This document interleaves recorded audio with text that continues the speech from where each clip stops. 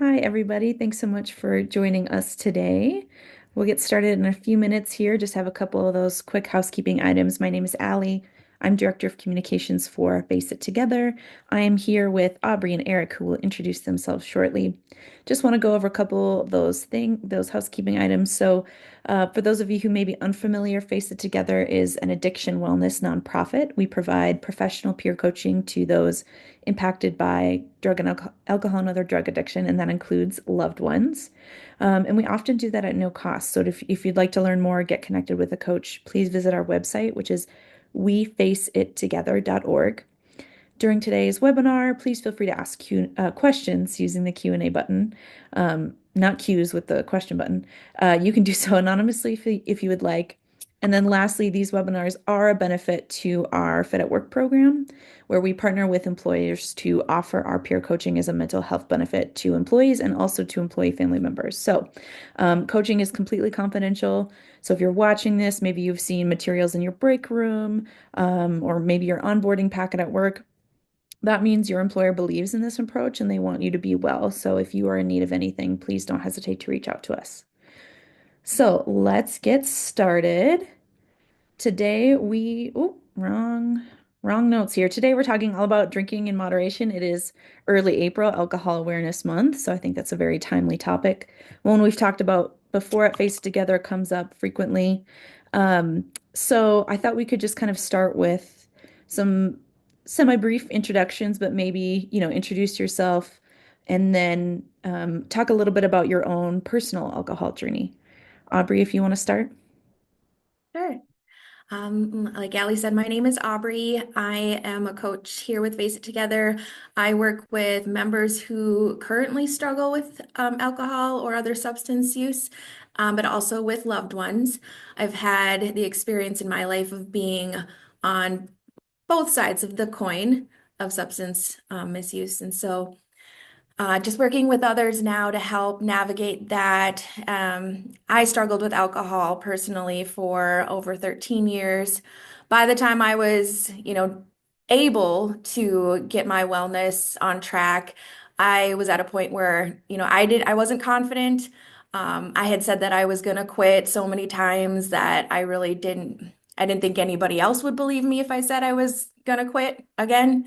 So I didn't set a date. That's why I say a little over 13 years-ish.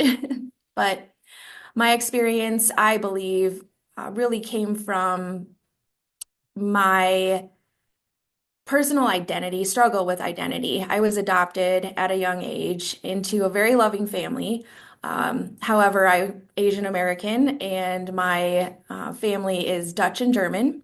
So it was always a little bit interesting going out in public. A lot of times when my parents would introduce me as their child, people just kind of had this look like, oh, and it was harmless, but yet, you take those things in internally. And so I feel that followed me through my life. And I just never felt like I quite fit in. I was always second guessing myself. I had low self-esteem, low confidence, a lot of anxiety. But when I drank, I felt like I said everything right. And I felt like everybody liked me. And I thought just I felt joyful, free from all of that, pressure.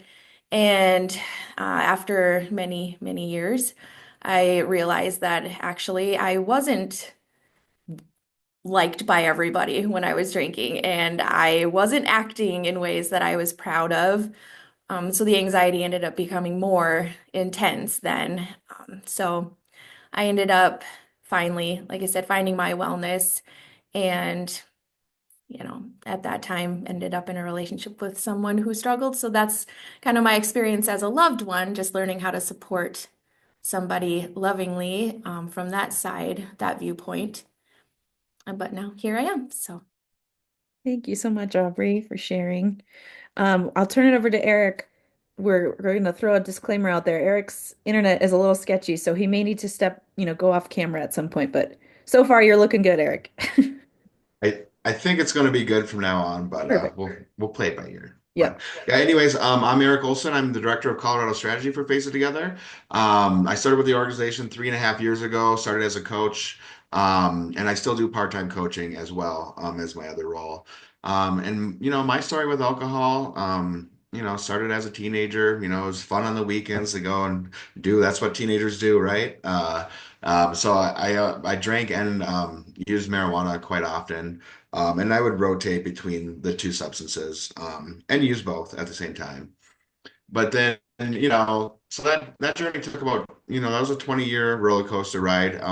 We're speaking on harm reduction and moderation. Many, many, many times that I try, to get to a spot to where I could, be a normal drinker, right? Where I had, short-term success, like maybe a week or two or a month, where I could actually go and, have a social drink here and there. But that never lasted very long. So, I mean, ultimately, in my mid 30s, I decided I just needed to completely stop. That was the best route for myself. So I went through an IOP program and have abstained from alcohol for 4.5 years. So that's kind of where I'm at today. Awesome, thank you. And yeah, we will be talking more about harm reduction kind of as we go along today, but just want to kind of set the stage for all of our watchers, listeners.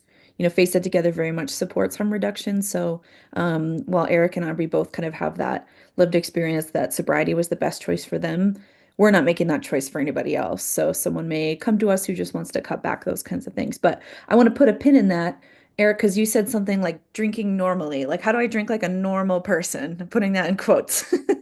I feel like that's a question that still comes up to this day in the coaching rooms and community. So I'm wondering what's your response to that when someone says like, how do I drink normally?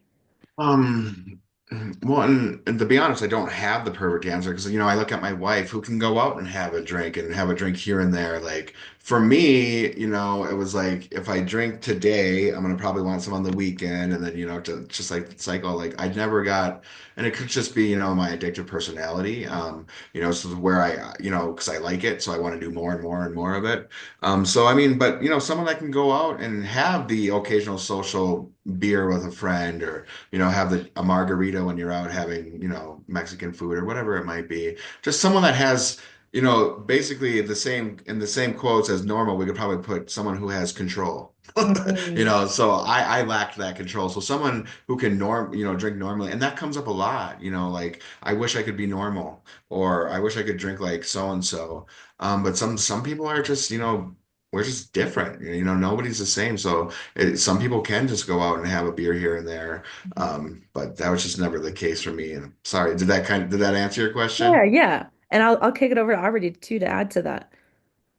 Oh, yeah, like Eric said, that does come up often, very often. And I always try to approach it just from the view of each individual. Mhm. Like what do you think healthy or normal drinking looks like? What would you like your drinking to look like? What would you consider to be the ideal situation for you? And I feel like that approach is really helpful because sometimes maybe that person can do that, however they want it to be. Maybe that is a possibility. And so let's try.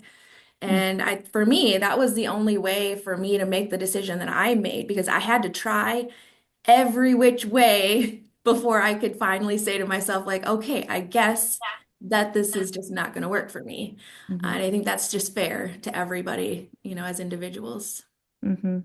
Yeah, for sure. So, and we've talked, about alcohol, about moderating quite a bit in the past at Face It Together. Um, Sometimes I've heard coaches kind of frame alcohol like you would maybe sugar or not exercising well, like kind of framing it in the way that it's a habit, right? There's so much stigma, I think, attached to alcohol, and if you're not drinking it even, why is that? And can I drink around you if you're not drinking? And there's just all these these questions that come up kind of in those settings. So, um, I'm wondering, yeah, if that's been helpful for either of you to kind of frame alcohol or get people to think about it like in a different way. Um, Anything coming up there, Aubrey? Yeah, I think that those examples are useful when I am working with a loved one. So Mm-hmm. maybe someone who's never experienced addiction. It's, I think, just an easier, simpler way to kind of liken it to something else that could be considered like a habit or a guilty pleasure or, something that they enjoy. Um, but I think, also it goes deeper when we look at addiction, obviously, that does affect physically and mentally, chemically within the body and everything like that. But sometimes that's just a little bit too much in depth to go into to help somebody really kind of put themselves in those shoes. Mm-hmm. And I think, yeah, using sugar or sweets or shopping or, whatever it might be to help them just kind of connect with somebody who struggles and maybe just feel that relatable feeling. Mm-hmm. Yeah, for sure. And like you said, it just varies so much from person to person. Some people find that research really, really helpful, like understanding the science behind what's going on in the brain, different things like that. That could feel overwhelming to other people, I'd imagine. Eric, are there any other ways you kind of reframe alcohol or help people kind of explore that relationship? You are on mute. Sorry. Yeah, I mean, and so often, the biggest thing I always run into, and this is very common, is it's just that social aspect of, like that social, like someone feels like, if they're out and about, they have to have a drink. So I mean, like even, saying, someone who's kind of deciding that maybe they don't want to, just even getting a soda, like a regular soda or cola, and pretending like, oh, I actually have a Jack and Coke when they really don't, but just just something to make them feel more comfortable when they're in that setting, because socially, like you kind of brought up earlier, like, why aren't you drinking? Like some people might be like that. So just kind of reframing it to like, we have that social acceptance with alcohol, so but it's okay not to drink. And it's starting to become a lot, the stigma is definitely, coming down. But Mhm. like as far as reframing the alcohol piece, like, just pretending, you can pretend to be having a drink, even though you're not, no one else will know. Yeah. And you're not, and it's so, I mean, I feel like that's worked. I know it doesn't, not the exact same question I kind of asked Aubrey, but I mean, when that's what kind of came to mind for me. Yeah. Yeah, that makes perfect sense. And so as we're kind of talking about, moderating alcohol, some of that reflection, um, I'm wondering if we can kind of talk people through how does this look practically speaking for a member who comes in and says, I want to moderate, maybe they're drinking, I don't know, a 12 pack and they want to go down to two or three, or you know what I mean? Just as one example. So how do you approach that? What are the steps you take with those folks? And then maybe I'd love to end maybe on like a real example of successful harm reduction. Eric, do you want to start us off with that one? Yeah, no, absolutely. So I'm a big fan, even though harm reduction and moderation did not work for myself, I'm a huge fan of having my members explore that, because the biggest thing, and this was my biggest hang up for many, many, many years, was what am I going to do if I completely stop drinking? Like, I can't do that. How am I going to function in, social life? So just being able to, let people know that, hey, let's try somewhere where, you still get to have that little, a reward. Some people look at their, they had a long day at work, or, a long week. That's kind of a little reward to have a drink, but, some of us just overindulge and like to have too many rewards. So just letting them know that they can still, hey, let's try, maybe go through the week, see if you can make it go through the week, and then you can enjoy, have a few beers on Saturday, or whatever that looks like. Like you said, some people are, if they're drinking, a six pack or a 12 pack a night, which can happen on occasion, maybe, hey, what's it look like if you go one night without drinking?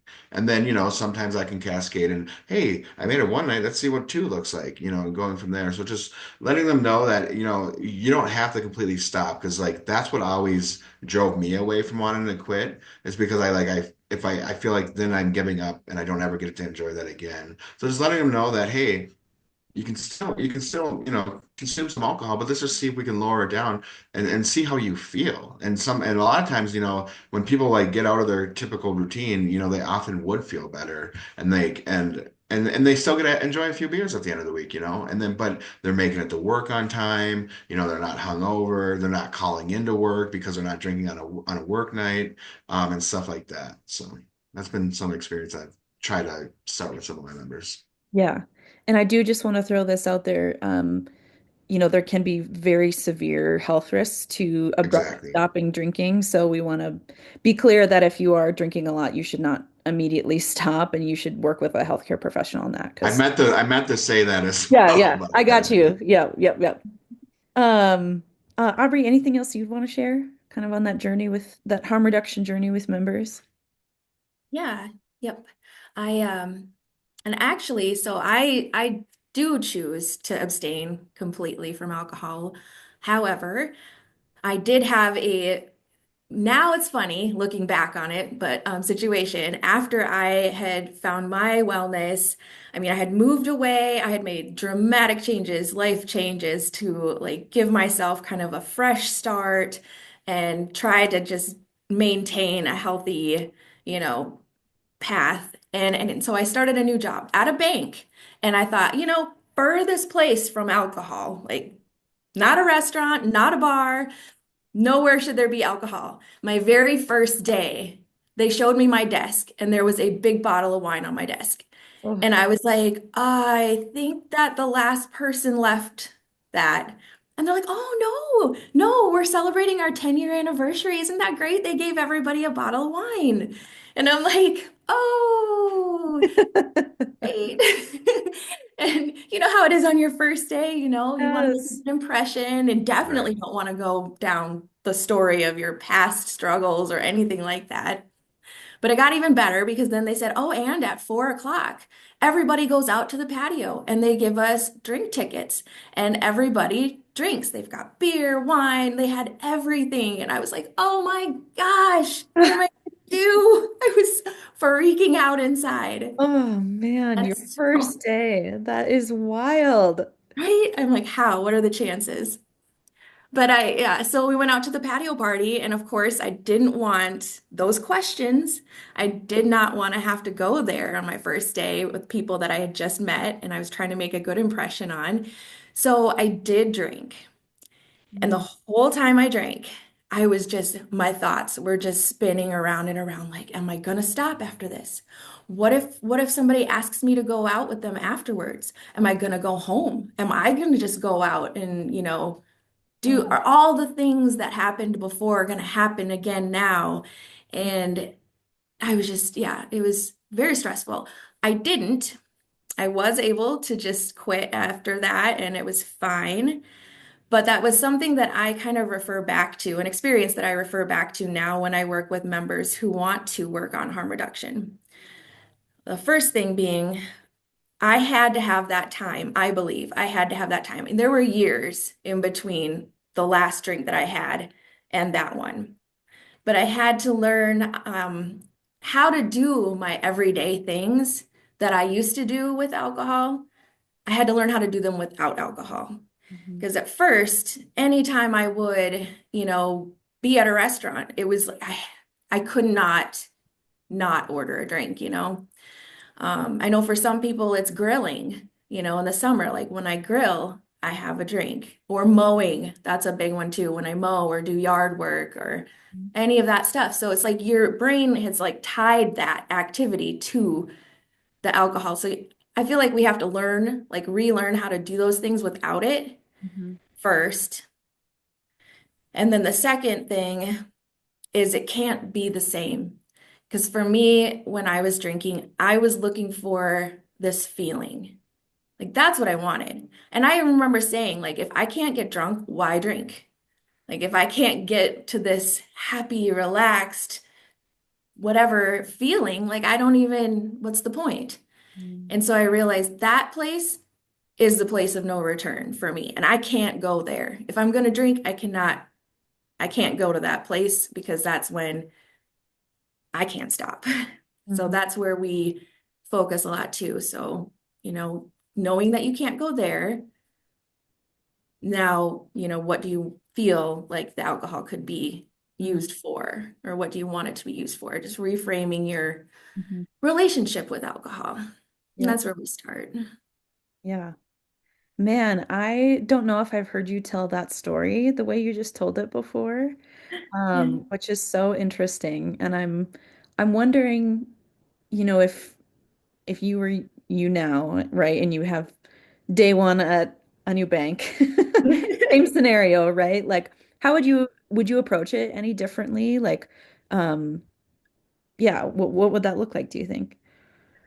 Yeah, I mean, I'm thankful for that experience because I do feel that it helped me realize a few different things.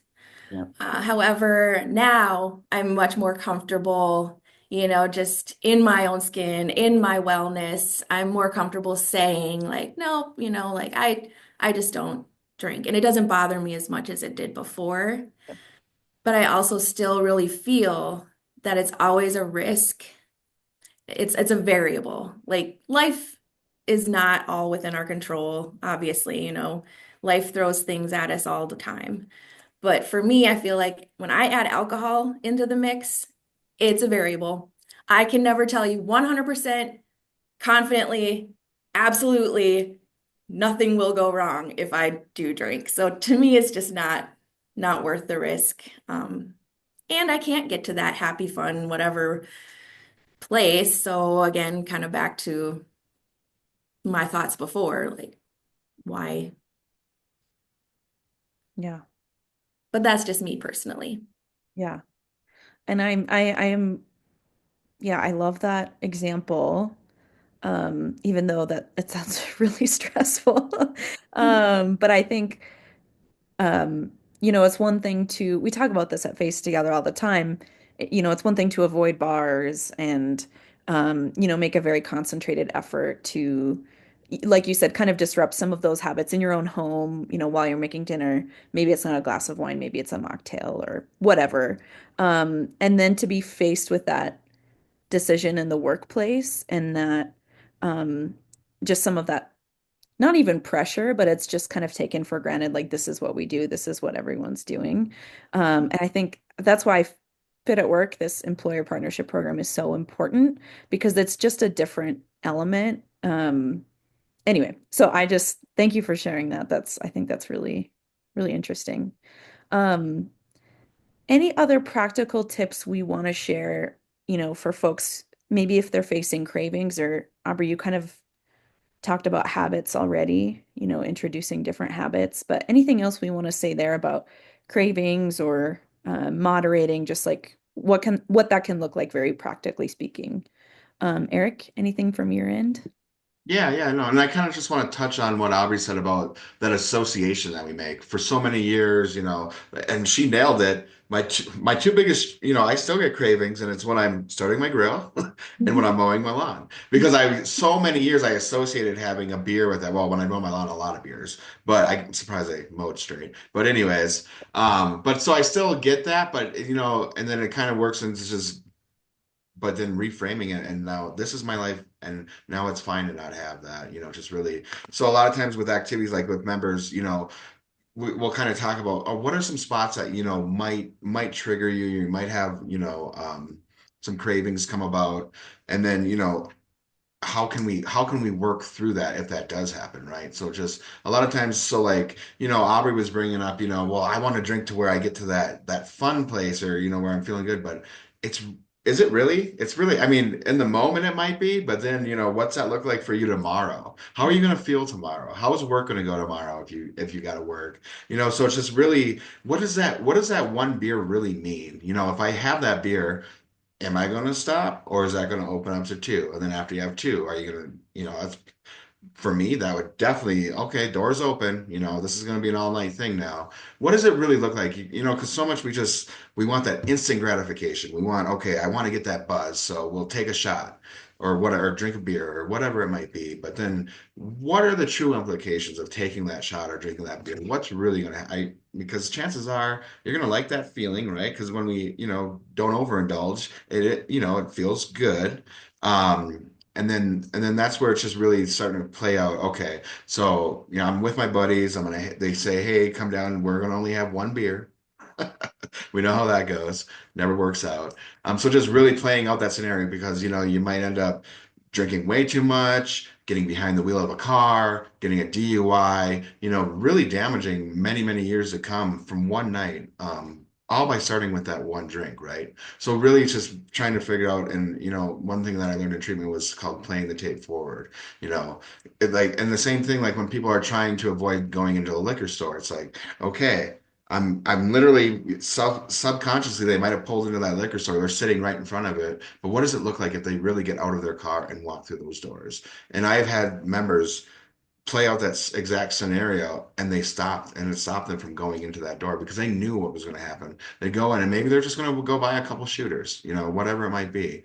Um, but they know that if they did that, it's not going to end well because maybe that night, yes, okay, I had a couple drinks, boom, no big deal, right? But that's just going to open that door back up, and they're going to more than likely have a bad night relatively soon. And then it's just going to, then once we have that bad night, all that guilt and everything kicks in. That's another thing that we don't always think about is like the next day, how, yeah, it may have been fun the night prior, but all that guilt because, we were doing so well and then we beat ourselves up and then we just get into the cycle and then we start to feel terrible. What takes away that feeling? Alcohol. Okay, I'm gonna drink again. So just kind of really, really thinking through like what does that one drink really mean?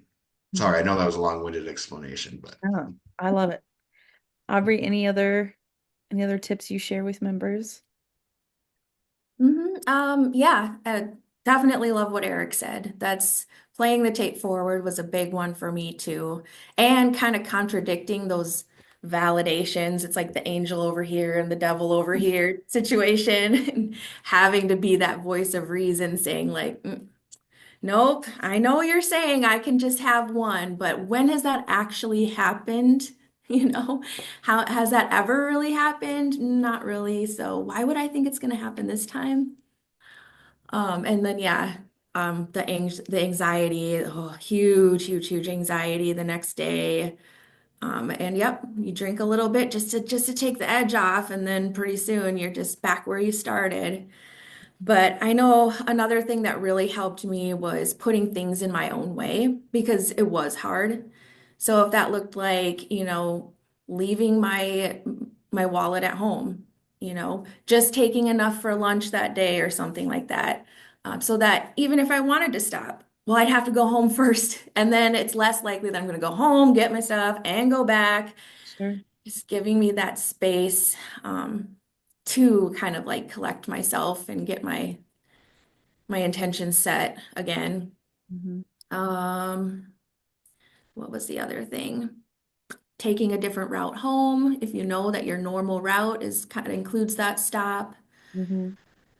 Accountability statements were big for me. I call them accountability statements, and they can be just whatever moves your insides. Like when you think back on something, your reasons why you want to quit, the reasons why alcohol wasn't good for you, that just makes you cringe. Like I would remind myself, oh, yep, remember that time? Yep, not doing that again, you know.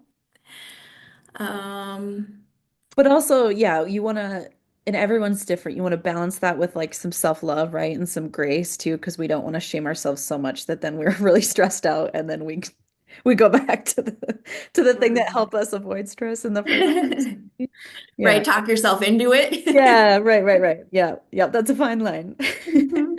Yeah, Yeah, yeah. I've also heard too, like very specifically for cravings, if you were craving alcohol, just eating or drinking some, like drinking a glass of water or yeah, making sure you're fed. Aubrey, I love the driving a different way home example, or if it's when you get home that you usually drink, maybe take a shower, or just doing something different, to kind of reset a little bit. Um, and then, yeah, some of those, kind of tried and true methods, going back to your example of being in a setting where a lot of other people are drinking, always at least having a drink in your hand. Eric, you mentioned pop. No one has to know what's in it, right? Um, Kind of having just maybe even you were very blindsided, Aubrey, in that example by this setting. But if you're going someplace where alcohol might be, just thinking through like if someone does ask you, okay, how am I going to respond to that? Maybe it's because I have to be up early tomorrow or I'm taking a medication, right? There are a lot of different ways to kind of have that conversation. And we're always here for questions. We've covered that in other webinars as well, but wanted to throw a couple of those examples out there. Um, all right, so I think we can switch over to audience questions soon here, but before I do that, Eric, Aubrey, I know you've both helped members successfully navigate harm reduction before and just kind of that self-moderation. I'm wondering if you'd be willing to share an example of that. Yeah, yeah, I definitely can. So, the first member that comes to mind. So I have had, and that's another thing. We don't want to have doom or gloom. Like, some people can successfully, reduce their drinking. I mean, and it does work. So one member where I have a success story is, unfortunately, he did get into he got a DUI, so he kind of had to go through the court process, and part of that process was he found Faces Together. Um, and along with being on probation, he knew he was going to get UA, so that kind of like helped set the stage. He kind of had to stop. But then as his UAs got pushed out, he learned that I could drink and not get caught, but he kind of liked the feeling to where he didn't have to. And then as soon as his probation got it wasn't supervised anymore, and he will have a beer here and there. Like on a Wednesday, he'll like have a one beer and he stops and he's like, I don't need any more. And he does that to kind of prove to himself that he doesn't have to be controlled by the alcohol anymore, where in the past he kind of was. So I mean, when he first told me that, I did get a little like, but then, successfully he'd come back and back and back. He's like, yep, I had one beer. That's it. And I'm still in a good spot. And so, and ultimately we want to just figure out, like we mentioned at the beginning, we don't require sobriety. We just want you to have a better quality of life. Mhm. If you're having a way better quality of life and you still have a beer here and there, or you go with your friends and have a couple drinks, no big deal, no harm, no foul, right? But it's like when we're not thinking about things and we're, consuming alcohol, and then we get behind the wheel, and then, we're not thinking, and then we get, these legal things that happen to us. That those are red flags that make you kind of be like, whoa, whoa, what's going on? So, but yes, once again, that you can successfully cut back your drinking for sure.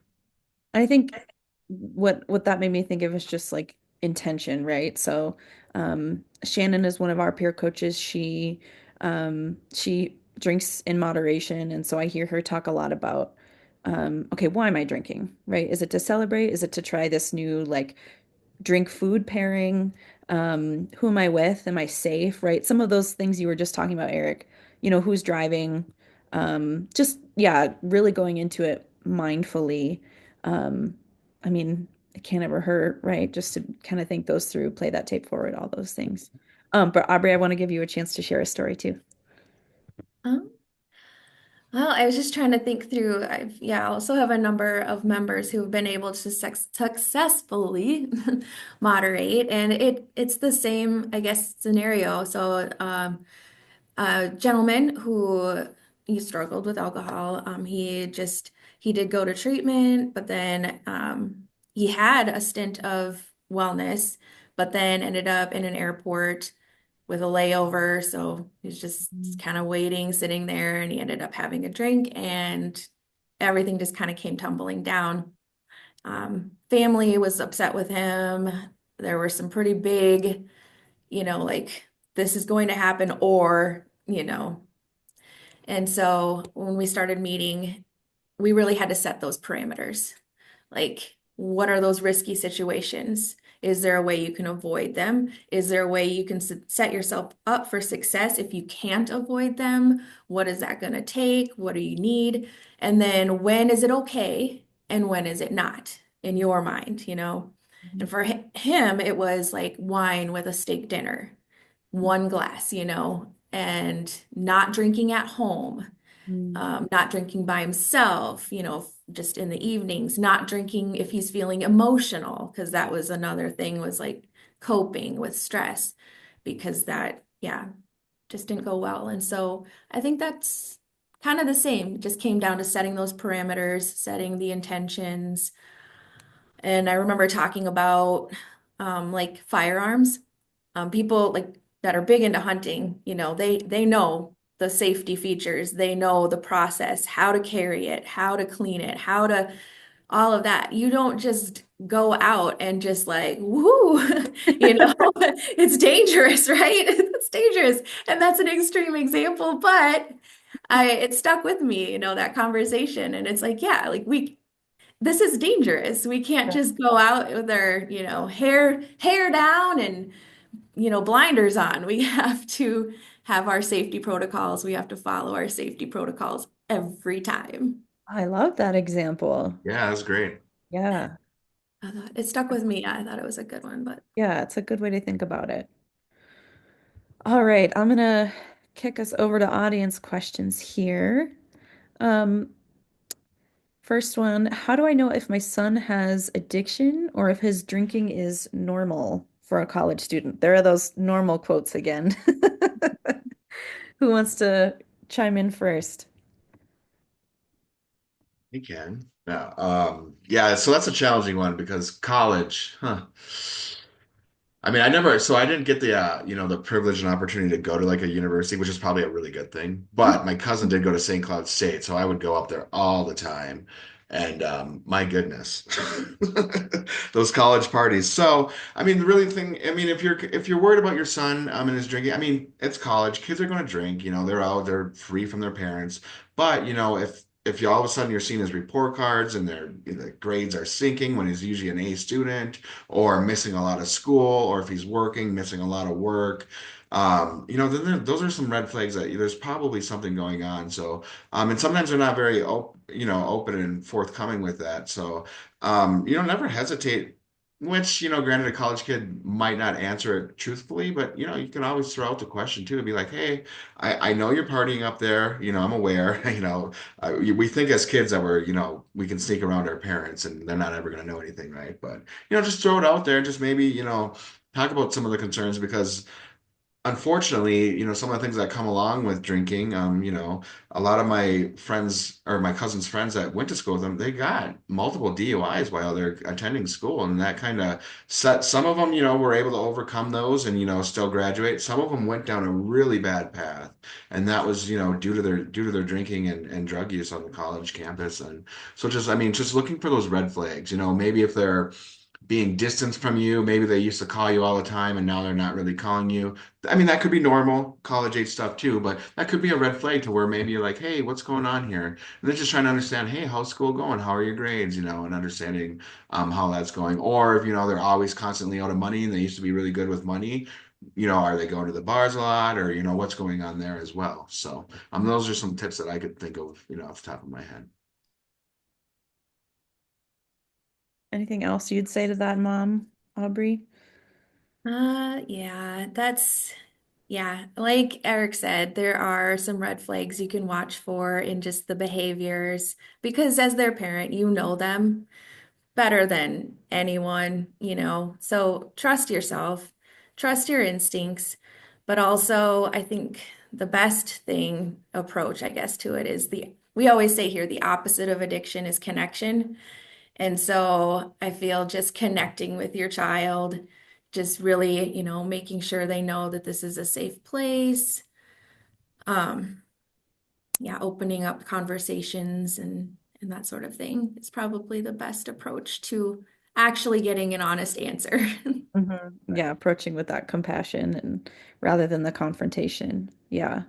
And if I'm putting my for those of you who've been with us a while, you may have heard of Dave Janza. He's one of our longtime peer coaches and one of the kind of creators of our loved one program. But if I'm putting my Dave Janza hat on, he might say, um, well, first of all, there are probably many college students who could be diagnosed, right, with a substance use disorder, and there are a few different variations of that all the way to severe. Is that we're not clinical here at Face Together, so I'm doing Yeah, my best.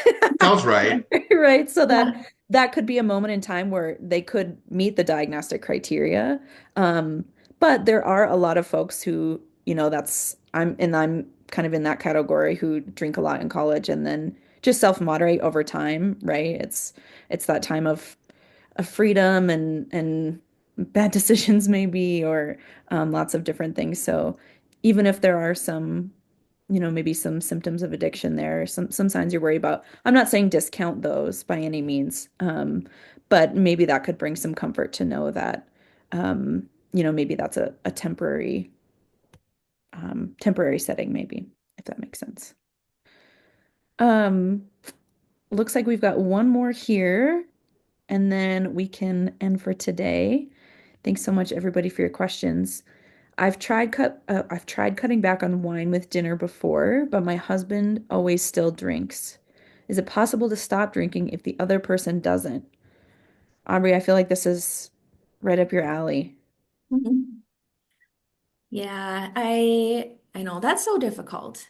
It is really difficult when it's right in front of you. And then I think the other side of it, when it's somebody who is your partner in life and they're supposed to be supportive of your choice, what you're doing. And yeah, there's a lot that can go into that. But for yourself, thinking about this as a totally separate thing, this isn't something you're doing for him. This isn't something you're doing for your family. I mean, that might be part of it, but at the end of it all, it's your decision for yourself, for your own reasons. And so setting yourself up in those situations for success, maybe that means having, a mocktail or making yourself like a new punch recipe that you and even your kids could enjoy then together, something fun and, something different with dinner. And then, maybe seeing how that feels, that could be an option. And we can't control anyone else, we can only control ourselves. So, I mean, if you can't have dinner, if you tell your husband, like, I can't have dinner with you if you're going to be drinking for now. That doesn't mean forever. Maybe even just at the beginning while you get yourself on a real solid, you feel solid in your choices. Maybe even having different meal times, which isn't ideal. Nobody wants that, but those are a few things that kind of come to mind for me. Yeah. Anything else you would add, Eric? Yeah, I mean, I think Aubrey nailed it. I mean, having that conversation because I know like when I finally got into sustained recovery, my wife was very very supportive and wouldn't drink around me, but I told her like it's okay. Like I think it was after like 60 days. I'm like you can, if you want to, you can, and I do appreciate your support because that did make it easier for me because and like I said, my wife doesn't drink a lot, but there's times when she'd like to have a drink, so she would and she intentionally wouldn't drink around me because she wanted me to succeed because it was 20 years of fun, watching me go through that cycle. But if your husband's reluctant on having that wine, on having that wine with his dinner, just being like having that conversation, be like, it's extremely uncomfortable for me to be around this. I'm trying to, get through this. Like I said, this doesn't have to be a forever thing, but if you could just give me, 30, 60 days, just to kind of get myself into a good spot to where I'm comfortable being around